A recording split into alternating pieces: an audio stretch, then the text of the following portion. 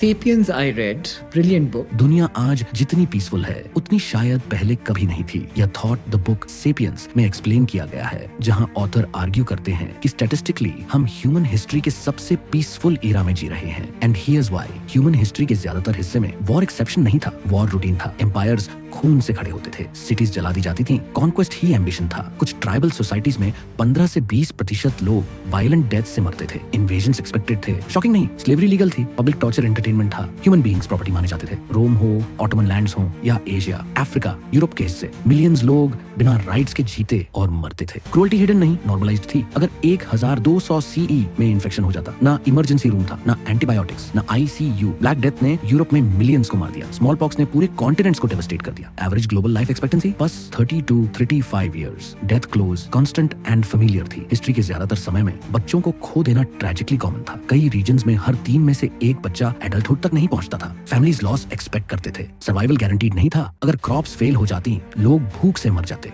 No global supply chains, no food security systems. Famine breaking news नहीं था, it was life.